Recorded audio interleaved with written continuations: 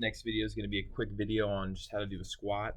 Since a lot of us are going to be at home and gyms are closed, it's an awesome exercise to use, A, to build some strength, and B, to give you the opportunity to improve some of your mobility, especially when we use breathing in the position.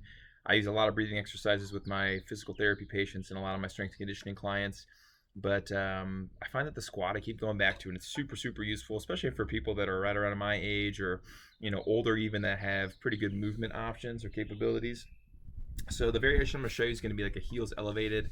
I really got inspired to start using this move a lot by my mentor Bill Hartman. He's at Indianapolis Fitness and Sports Training back in my hometown of Indy, and then my boy Zach Couples, who is a derivative of the iFast family as well, and is really bright guy, physical therapist, and he's in somewhere America. But anyways, so each of us have our own little bit of taking coaching and cueing this, so I'm going to show you how I do it with my people. First things first is you're going to find a little bit of a elevated surface. I'm at the edge of a concrete pad here in my garden. My heel's about an inch or two above my forefoot. This is going to allow me to kind of be able to sit straight down. And that's the difference between a squat and a deadlift. A squat should be, very vertical displacement of my pelvis, whereas a hinge would be very horizontal, or essentially I put my butt backwards.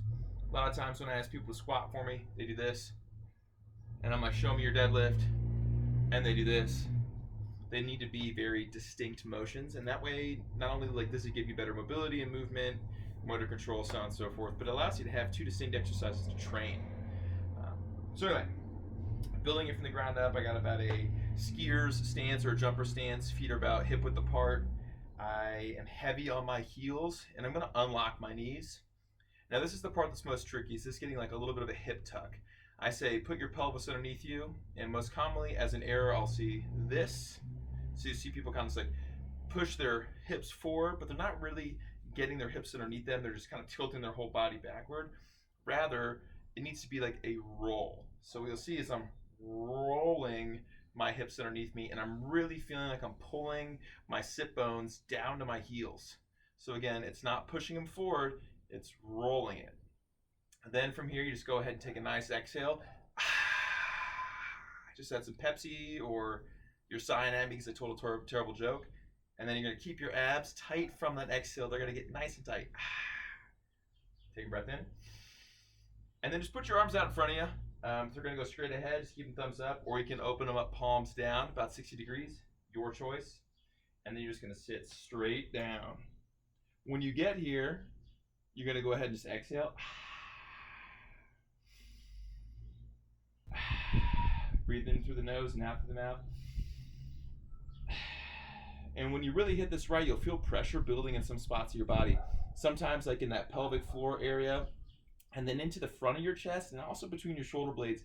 If you're feeling those sensations of pressure and keeping this angle between my thigh and my calf closed, you're really going to start mobilizing your body from the inside out. It's like using an airbag to expand something from the inside out. So if you wanted to do this in the strength training, you could come back up, you could reach, you could hold the weight in front of you, goblet squat, milk jug, something, and you're going to inhale, sit down, exhale, come up. By the time I get to the top, I'm already tight because of that exhale. Just inhale, right back down, coming back up. Some varieties you could do to incorporate more mobility is you can do like one hand down in front of you and the other hand up and out. Do your same thing, tuck, inhale, sit down, and you'll notice that it's hard to tell in the video, but if you do that left hand open and out, that right hand kind of like palm towards the right and directly in front of you, you'll notice that your right knee's a little bit further in front of your left one. That's going to create a little bit of a pelvic orientation. You rip a couple breaths there. That change in position is going to change how pressure is distributed differently throughout your body, increasing mobility in a specific way, and then you could flip-flop that. For general people's purposes, like that of my friends, I say practice all varieties. Practice this one, or this one, and then flip-flop it around a bit. And kind of see what feels good, see how the breathing strategies incorporated in that can make you feel good. And loosen you up just a bit. We'll talk more about the squat as these days go by.